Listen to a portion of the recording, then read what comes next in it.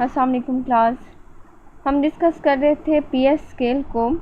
PH scale में हमने दो वैल्यूज़ निकाली थी, पीएच की वैल्यू निकाली थी, पीओएच की वैल्यू निकाली थी। किसको यूज़ करके? वाटर को यूज़ करके। ठीक है, तो वाटर हमारे पास, वाटर की पीएच की वैल्यू भी 7 है और पीओएच की वैल्यू भी हमारे पास 7 आती है, क्योंकि उसके दोनों आयन की कंसनट्रेशन सेम होने की वजह से। ठीक है, इससे हमें क्या पता चलता है? पीएच और पीओएच मिलकर पीएच स्केल बनाते हैं। तो इन दोनों की वैल्यूज़ को अगर हम पुट करते हैं, प्लस करते हैं, तो वैल्यू आती है 14, जो हमें ये बताती है कि पीएच स्केल वेरीज करता है 0 to 14, जिसमें पहले 7 जो डिजिट हैं यानी 1 to 7 या 1 to 6 जो है वो एसिडिक होने को शो करता है, और 7 से अबव जो 14 तक वैल्यू है वो बेसिक मीडियम को शो करती है। पीएच का यहाँ मैंने एक स्केल शो किया है। वैल्यू आप देख सकते हैं कि 0 से 14 तक है, और इसकी जो 7 वाला पॉइंट है, 7 पॉइंट इसके न्यूट्रल होने को शो करता है। अगर किसी भी सॉल्यूशन की वैल्यू 7 आती है तो उसका मतलब है, उसके पीएच की वैल्यू 7 आती है तो मतलब कि वो एक न्यूट्रल है, ना वो एसिडिक है ना वो बेसिक है, वो क्या है? एक न्यूट्रल सॉल्यूशन है। तो वाटर की हमारे पास पीएच 7 आती है, तो वाटर हमारे पास क्या है? एक न्यूट्रल सॉल्यूशन है। हमारे पास ये एरिया यानी यहाँ से यहाँ तक ये एरिया किसके लिए है? एसिडिक के लिए, और इससे अबव 7 से अबव ये एरिया किसके लिए है? बेसिक के लिए है। जब हम स्टार्ट पे होते हैं 0 से 2 की तरफ मूव करते हैं तो यहाँ हमारे पास हाईली एसिडिक, यानी अगर एक हमारे पास सॉल्यूशन अपनी पीएच 1 शो करता है तो उसका मतलब है कि वो हाईली एसिडिक है। और फिर हम अगर आहिस्ता आहिस्ता आगे मूव करते हैं 3, 4 और 5 की तरफ तो वो स्लाइटली एसिडिक है, यानी इतने एसिडिक हैं लेकिन ज़्यादा एसिडिक नहीं है। देन हमारे पास 6, 7 के करीब वो न्यूट्रल होना शुरू हो जाता है। फिर 7 से 8 तक भी हमारे पास रेंज तकरीबन न्यूट्रल में रहती है, और आहिस्ता आहिस्ता वो बेसिक होना शुरू हो जाता है। अगर पीएच 7 से अबव आती है, 8 तक आती है, 9 तक आती है, इन रेंजेस पर जिन सॉल्यूशन की वैल्यू आती है वो स्लाइटली बेसिक होते हैं। फिर जब हम अबव जाते हैं, ऐसे सॉल्यूशन जो हमें वैल्यू देते हैं 12 की देते हैं, कोई 13 की देते हैं या 14 की देते हैं, तो ऐसी रेंज में हमारे पास जो सॉल्यूशन है वो हाईली बेसिक शो करते हैं, हाईली बेसिक कंसंट्रेशन को शो करते हैं। ये हमारे पास पीएच स्केल है। पीएच वैल्यू और है जो कि हमारे पास हाइड्रोजन की कंसंट्रेशन को शो करता है, और पीओएच जिसमें पीएच स्केल अगर हम देखें तो उसमें हम दोनों चीज़ों को मेंशन करते हैं जो कि पीएच प्लस पीओएच को कंटेन करता है। ठीक है, तो पीएच स्केल रेंज करता है 0 से 14 तक। ये हमारे पास पीएच स्केल है, लेकिन इसी से रिलेट करते हुए पीओएच स्केल भी बनाया गया।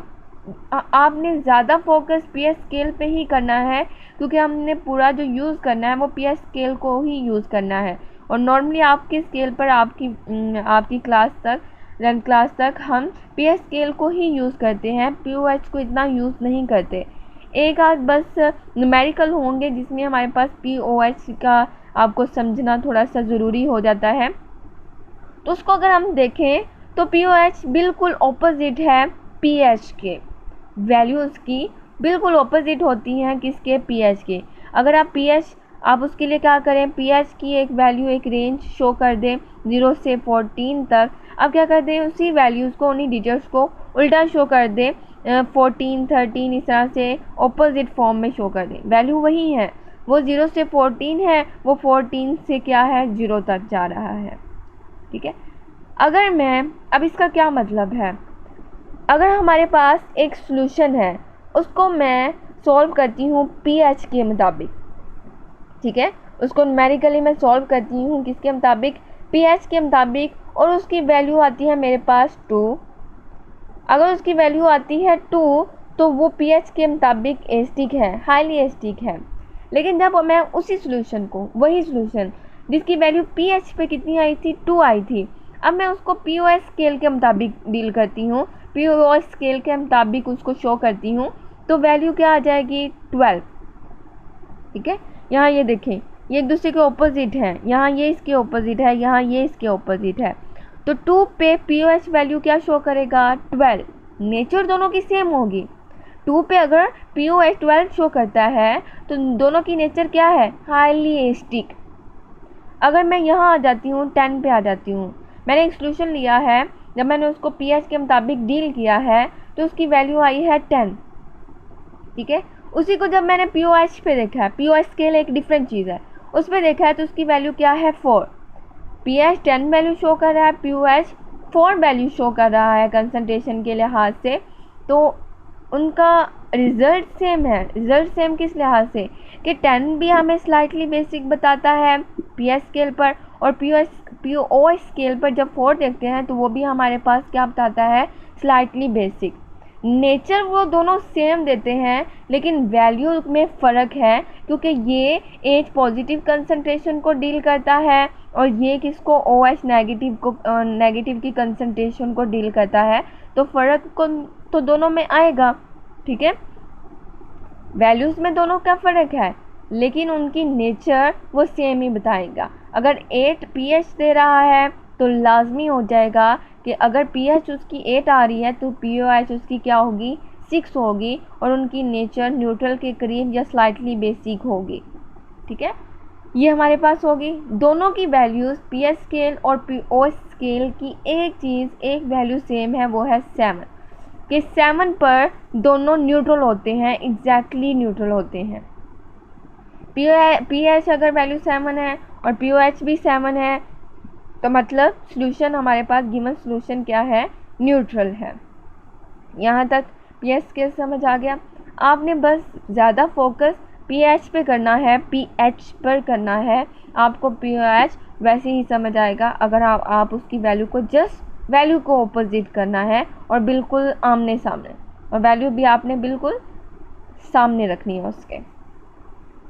आगे बात करते हैं पीएच स्केल के बारे में, कुछ प्रॉपर्टीज़ और यूजेस को डिस्कस करते हैं। PH scale is logarithmic.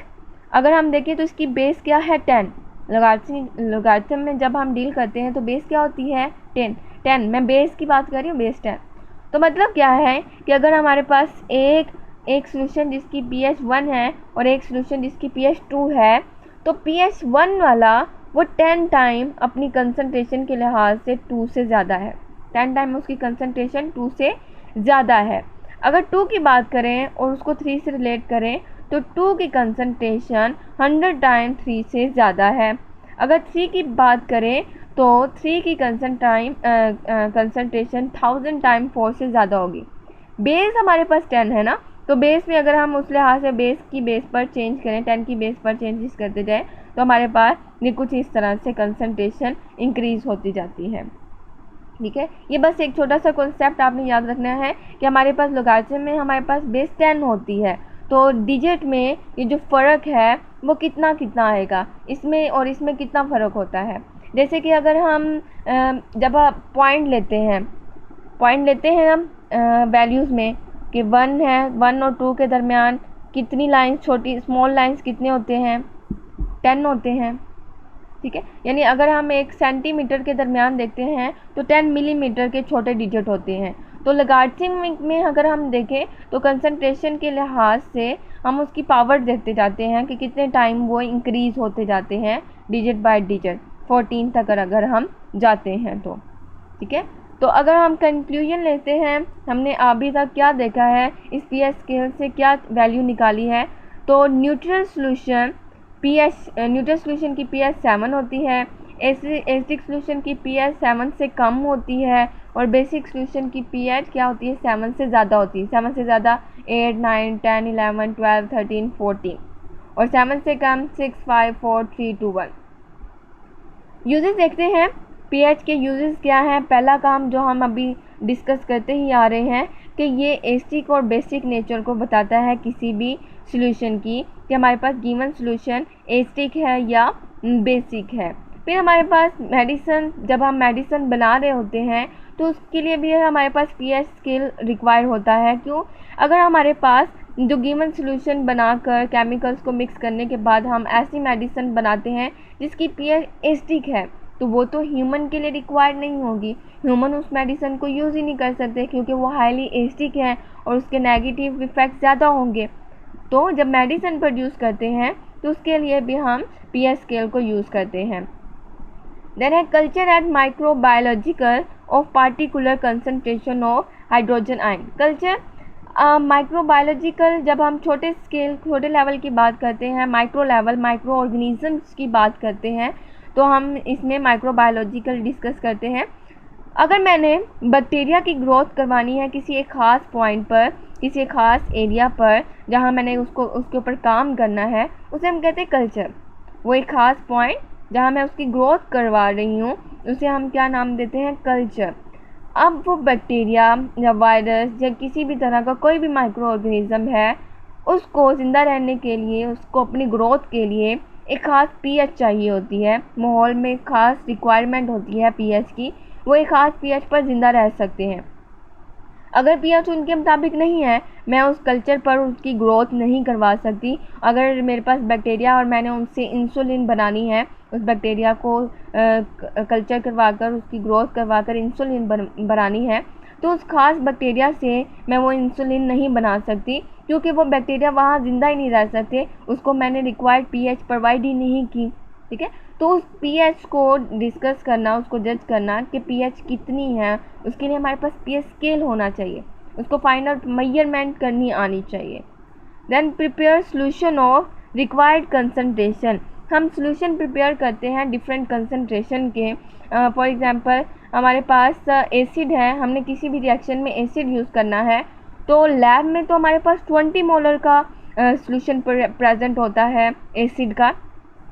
तो हम क्या उसे इस फॉर्म में यूज़ करेंगे? बिल्कुल भी नहीं। हम उसको डाइल्यूट फॉर्म में यूज़ करते हैं। उसकी 0.1 मोलर, 0.001 या 1 या 2 या 3 इस तरह से उसको यूज़ करते हैं, उसकी कंसंट्रेशन को कम करते हैं। तो ये सारी चीज़ें हमें तभी पता होंगी जब हमें पीएच के साथ डील करना आता होगा। ठीक है। For biological reaction, different biological reaction जो कि ह्यूमन बॉडी में होते हैं, या डिफरेंट ऐसे रिएक्शन जिसको हमने प्रोसीड करवा कर ह्यूमन के लिए, जानदारों के लिए कोई ना कोई इम्पोर्टेंट चीज़ बनानी है, तो उसके लिए भी हमें पीएच स्केल या पीएच को नज़रअंदाज नहीं करना चाहिए क्योंकि वो चीज़ जो हम प्रिपेयर कर रहे हैं, वो जो रिएक्शन हम कर रहे हैं, वो एक लिविंग ऑर्गेनिज्म के लिए कर रहे हैं। अगर उसमें कोई भी चेंजेस आ जाती है, उसकी पीएच ज़्यादा या कम हो जाती है, तो वो रिएक्शन गलत हो जाएगा, और वो रिएक्शन अगर गलत हो जाता है तो उस ऑर्गेनिज्म के लिए भी नुकसानदा हो जाएगा। ठीक है, तो बहुत से रिएक्शन, हमारी बॉडी के सारे रिएक्शन एक ख़ास पीएच पे होते हैं। तो पीएच बहुत ज़्यादा इम्पोर्टेंट है। हर चीज़, हर केमिकल, हर रिएक्शन एक ख़ास पीएच पर प्रोसीड होता है। ठीक है, तो आपने पीएच, इसके यूजेस और इसका स्केल नहीं भूलना।